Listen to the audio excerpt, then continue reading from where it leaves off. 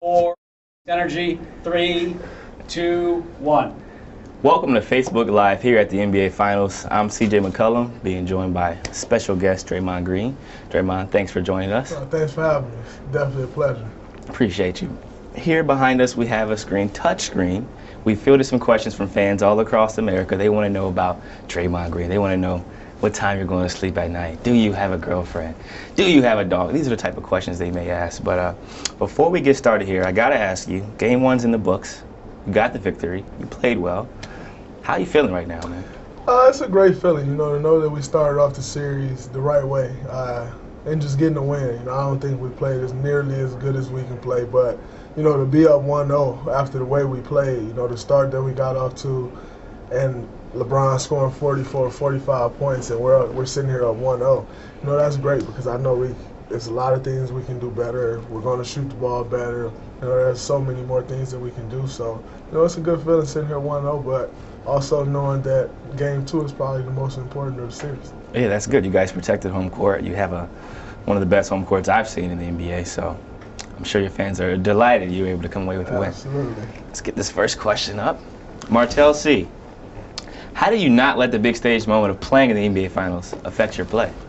You know what? I think my first quarter definitely affected. You're just out there, the jitters, and you don't want to make a mistake, so then you're all of a sudden doing everything wrong. All those things, the emotions of the game, it takes a little bit of time to just settle in and realize that it's just basketball.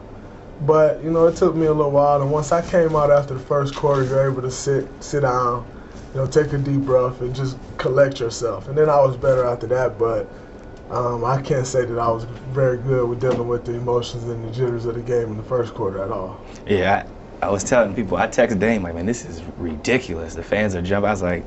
I was kind of nervous, and I wasn't even playing. I was like, they gotta be feeling some type of way. But yeah, it's crazy. Man. Let's move on to the next question. Tom H.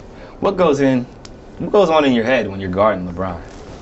When guarding LeBron, you almost want to make him a jump shooter. Now, you know that he can knock it down, but, when putting together a defensive plan, when, trying to figure out how to win the basketball game, you usually play the percentages. Mm-hmm. LeBron shooting the jump shot percentage is way less than him getting in the paint and getting to the rim. I think he's shooting like 60-some% at the rim throughout the course of the playoffs. So you want to try to make him take tough shots. And the thing with LeBron, and most people will probably think I'm crazy when saying it, but you don't want to body him as much as you may body someone else that you're guarding, because that's what he's looking for. He's looking for the contact. He almost uses that as rhythm. Mm-hmm. So you want to kind of give him a little space, and then at some point you're going to have to put a body on him, but just trying to fight with him the entire possession, that's what he feeds off of, and that really gets him going. So you kind of got to pick and choose your spots and just know that you got to stay between him and the rim and just try to make him shoot over. It's kind of reverse psychology. You guys, I see you baiting him in jump shots, talking to him a little bit, give him a little space. Absolutely. He hit him. He hit some of them last night, but him dunking and him shooting a jump shot, he probably 98.9% from dunks. Probably 40 from the jump shot, so that's true. I have to live with that. Why don't you give it a try? You click one of those.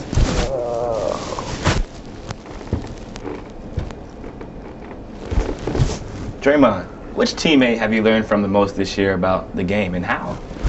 So, I've learned so much from so many different teammates. I think that's the unique thing about our team is you have so many different personalities. They mesh together well, but everybody offers something different. So whether it's learning from Bogut, he teaches me so much on the defensive end not only this year, over the course of my 3 years, or learning from Iguodala, who's just an all-around basketball mind, whether it's defensive end, whether it's offensive end, or figuring things out.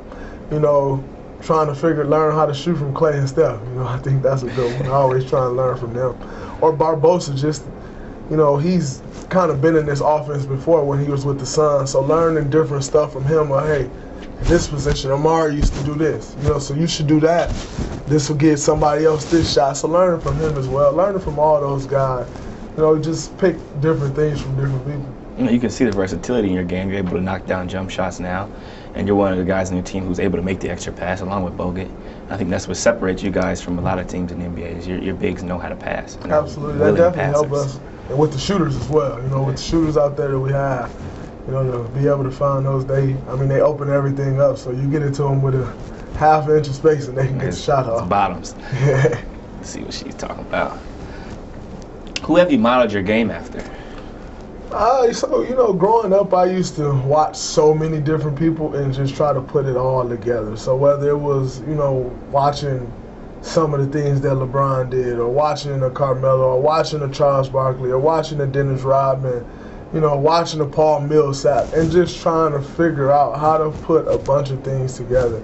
You know, one thing that I have to really rely on is my versatility.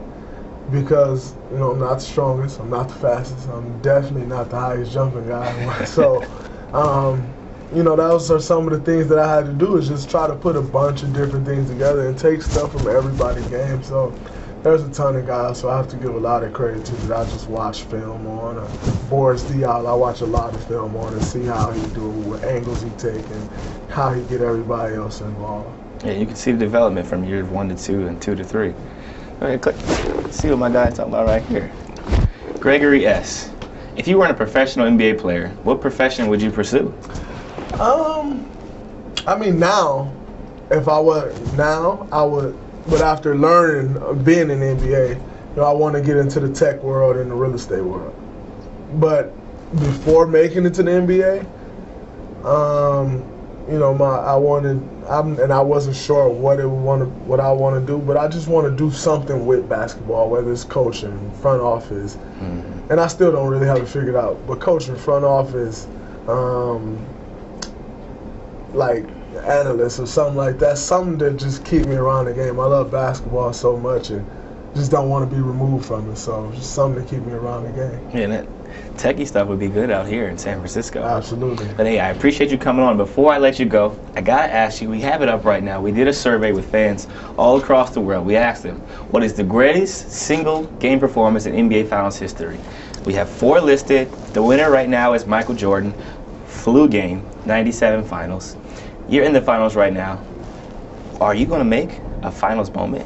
And would Steph Curry, would it be Clay, have the greatest finals moment ever?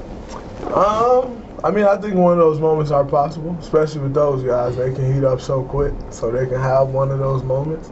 I hope to see one, so I can say I was a part of it. But, you know, we shall see. Hopefully we'll need one of those moments. But if I have to look at these moments, I mean, you know, the Jordan thing was great. And, you know, that would probably be one of my, but I got to move this way because I'm biased, you know, so well, Magic, Spartan Dog, I got to roll with the Spartan Dog, so I'm going to roll with Magic 42 and the 85. They said that you would pick that. That's funny. I'm biased. Spartan Dog to the core. Hey, well, I appreciate you coming on, Draymond. Best of luck in game 2, man. Thanks for having me. Hey, Facebook Live, ladies and gentlemen, Draymond Green.